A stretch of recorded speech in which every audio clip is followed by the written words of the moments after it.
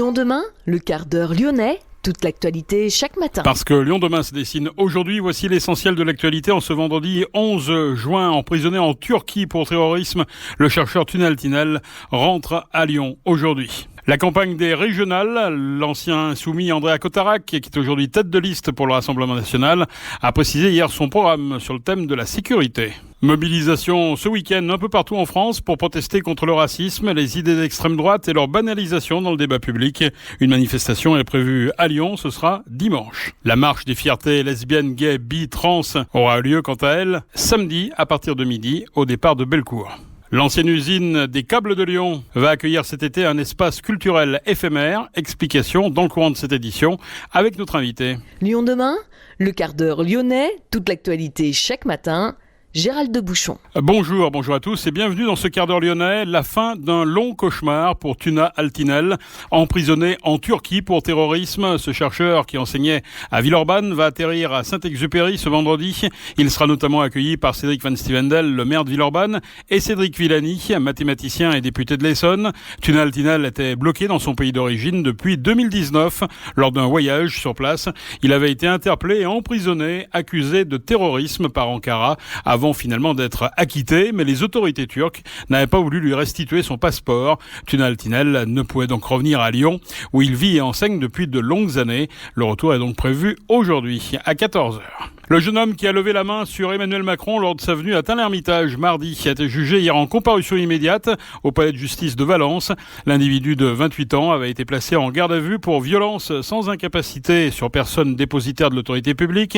Il a finalement été condamné à 18 mois de prison, dont 14 avec sursis, avec mandat de dépôt, c'est-à-dire incarcération immédiate. Lyon demain, la radio lyonnaise à écouter partout dans le monde. Tête de liste du Rassemblement national en Auvergne-Rhône-Alpes, l'ancien insoumis Andrea Cotarac a précisé hier son programme sécurité, entouré par deux anciens militaires, le général Thomas Toussaint et le lieutenant-colonel Vincent Gaujon. La sécurité est aussi un thème cher à Laurent Wauquiez, le président LR sortant. La tête de liste RN, qui est à 10 points derrière Wauquiez dans les sondages, a dézingué les propositions du président sortant et promis du qualitatif.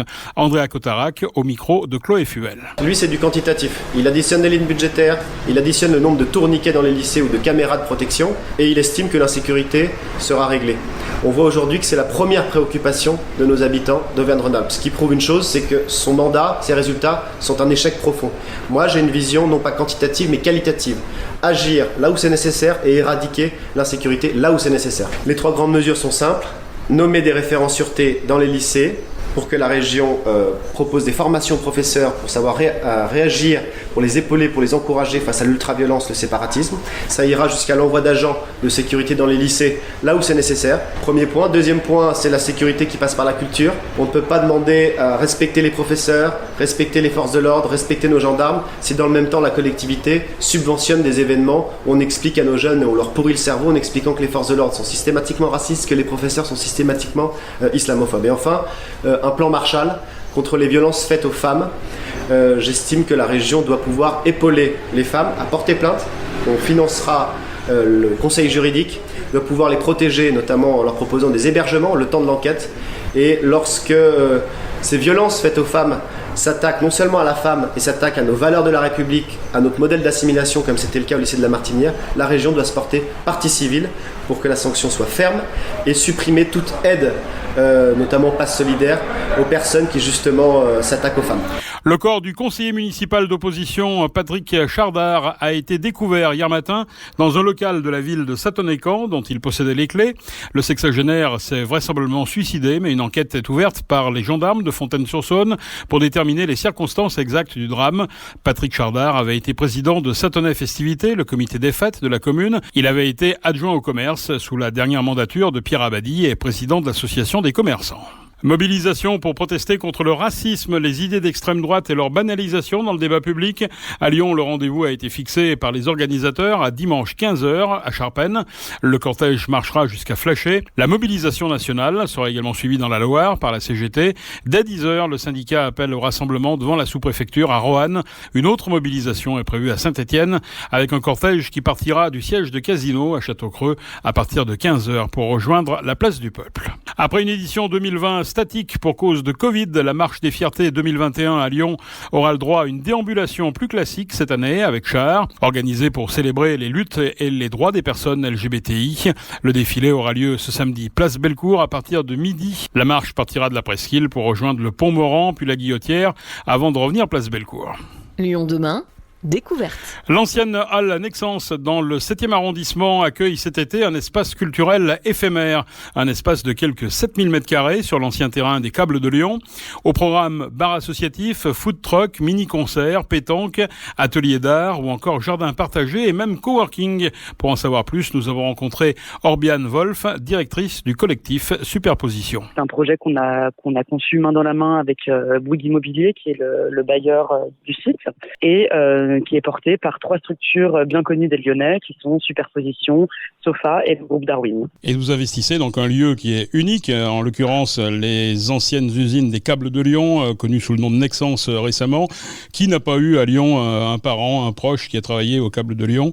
Alors effectivement, ces lieux étaient désertés depuis de longues années. Les voici donc à nouveau habilités à accueillir du public à travers ce projet. Ce lieu, qu'est-ce qui vous a conquis? Qu'est-ce qui vous a incité à l'investir? Déjà son histoire, je pense que comme vous l'avez souligné, Nexence est bien connu des Lyonnais, et puis justement de pouvoir refaire vivre ce lieu et de l'ouvrir sur une destination qui soit complètement différente. Donc là ça va être un lieu qui a une visée grand public, dirais-je, et qui a pour vocation d'être ouvert sur les cultures, que ce soit on va dire les cultures urbaines, la danse, la musique, la convivialité, et avec une programmation qui va se dérouler sur 3 mois, du mois de juillet à la fin du mois de septembre, et on espère en fait pouvoir lui donner une seconde vie. Et il y a une dimension qui est très importante pour nous, puisque je l'ai souligné, ce quartier est en mutation, et là on va inviter un certain nombre de structures à tester des usages, puisque là on est sur une phase de préfiguration, c'est-à-dire que dans le vocabulaire de l'urbanisme transitoire, ça veut dire que on va essayer d'implanter sur le long terme, quand le projet immobilier sera à terme, les structures qui vont venir, on va dire, s'entraîner, s'exercer, s'incuber sur le site de Nexence. Pourquoi cet engouement pour ce patrimoine industriel? On a connu les halles du Faubourg, il y a aussi la cimenterie du côté d'Albigny. Aujourd'hui, la cité des halles, qu'est-ce qui séduit dans ce patrimoine? En fait, c'est des lieux qui sont chargés d'histoire, déjà que je trouve important de faire revivre. Et puis, c'est des sites qui sont exceptionnels par leur dimensionnement. Là, on est sur quand même une halle qui a une emprise au sol de 3200 m². On a délimité une zone d'accueil du public de 7000 m². C'est vrai qu'il est très rare maintenant de trouver de tels espaces en plein cœur de Lyon, et c'est pour ça que le site de Nexence nous a tout de suite tapé dans l'œil, conquis. Et puis il y a quand même une architecture qui est assez incroyable, d'avoir un préau comme ça ouvert sur l'extérieur, une halle entière avec ses poteaux, et l'architecture très brute, c'est resté comme ça. On avait vraiment en déménageant démantelé le bâtiment. Et il y a quelque chose qui frise, nous on aime beaucoup chez Superposition, c'est l'urbex forcément, qui est un petit peu magique quelque part. Donc lui redonner une seconde vie, c'est vraiment, nous on estime être hyper chanceux d'être sur le projet et de pouvoir proposer une offre culturelle qui soit ouverte à tous.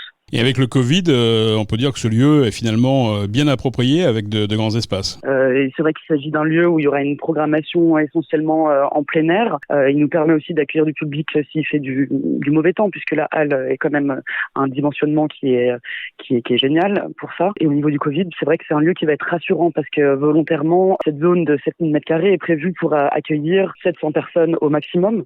Donc on pourra bien entendu respecter la distanciation sociale et accueillir le public dans les meilleures conditions. Alors les usages vont être variés. D'abord du coworking à destination de qui? Des entreprises, des startups? Qui va pouvoir venir cet été à la Cité des Halles? Alors ça, c'est vraiment Joanne Milani de Sofa qui s'en occupe. Ça va être un lieu qui va être ouvert sur du coworking et aussi un espace de privatisation pour les entreprises, puisqu'on cherche un petit peu à sensibiliser et le public et les privés, quoi. Alors l'autre côté, c'est le côté plus grand public là que vous connaissez mieux, avec Superposition, bar, food, musique, tout cela dans un même lieu. On est bien d'accord, ce n'est pas une discothèque, parce qu'on a déjà des gens qui nous disent c'est bien, on va pouvoir aller danser jusqu'au bout de la nuit, mais je crois que c'est pas ça le concept.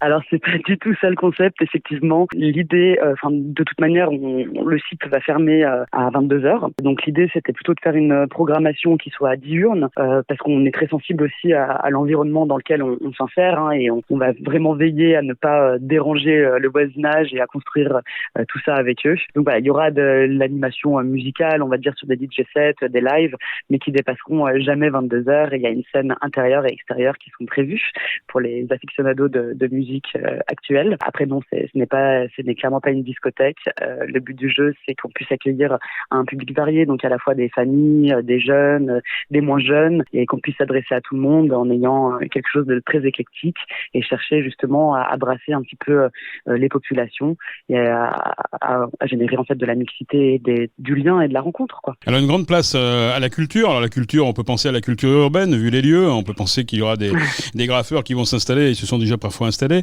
bien avant vous. Mais la culture également à travers des espaces qui vont être créés, des containers, c'est ça? Qu'est-ce qu'on va y trouver?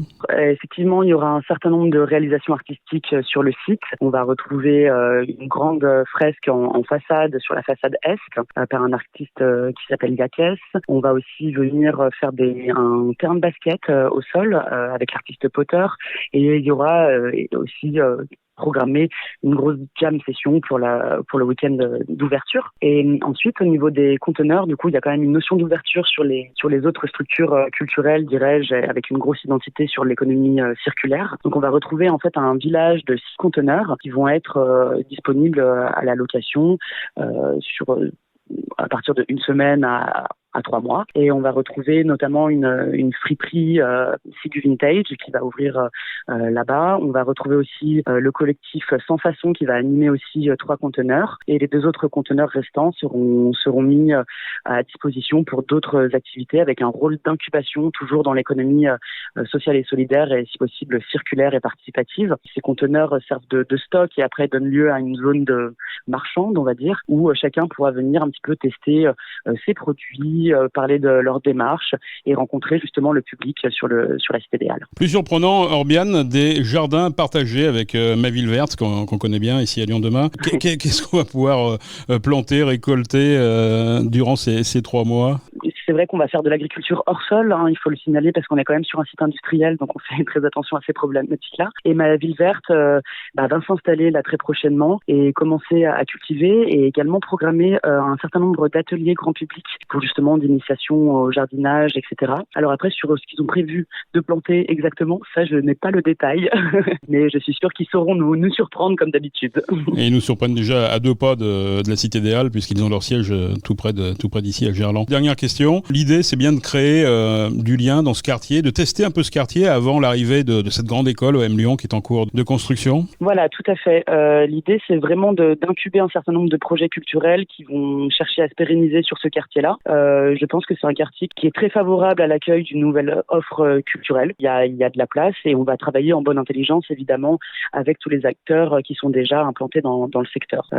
Donc voilà, ce quartier va vraiment muter sur les 5 prochaines années parce qu'on parlait d'un site quand même de 30 000 m² où les travaux ont déjà commencé, notamment avec l'implantation du collège juste à côté. Le M Lyon, vous l'avez précisé, cette préfiguration en fait va vraiment nous permettre de tester les usages et après d'implanter de manière pérenne les différentes activités sur ce quartier. Ce qui est un petit peu différent des occupations qu'on fait peut-être nous avec superposition d'habitude où en général on occupe un lieu et puis il y a un autre projet sur lequel on n'est pas forcément voué à rester. Et là c'est vraiment exceptionnel de pouvoir tester comme ça sur 3 mois cette année et puis si tout se passe bien sur 6 mois l'année prochaine et on verra pour la suite. Comment accéder à ces animations cet été? Je crois qu'il y a une cotisation, c'est ça? Voilà, en fait, donc on a créé une association qui regroupe nos structures pour l'exploitation du lieu et donc en fait, l'entrée se fait sur carte de membre, donc une carte qui est fixée à un montant de 2 € pour les 3 mois et une fois qu'on a sa petite carte, on peut revenir comme on le souhaite, comme on veut. Et il y a aussi évidemment des gratuités pour les personnes qui sont en précarité ou aux minima sociaux.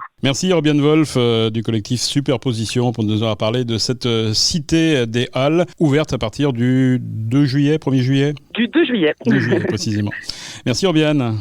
Merci à vous. Et puisqu'on parlait d'OM Lyon, belle satisfaction pour cette école lyonnaise classée parmi les 100 meilleures universités et écoles de management du monde. C'est ce qu'indique en tout cas le dernier classement Shanghai dans la catégorie recherche en management. L'école lyonnaise monte en effet sur le podium français derrière les établissements parisiens INSEAD 9e mondial et HEC. La plus cotée de la planète dans ce secteur est l'Université nationale de Singapour qui devance Harvard et l'Université de Pennsylvanie. Si l'OM Lyon figure dans ce classement, également, c'est grâce à ses bons scores pour l'impact des productions de ses enseignants-chercheurs et leur capacité à collaborer avec d'autres universités et écoles internationales. Ce sont les explications données par EM Lyon pour ce bon classement. C'est la fin de ce quart d'heure lyonnais. Merci de l'avoir suivi. On se retrouve lundi, même heure, même antenne. En attendant, restez prudents.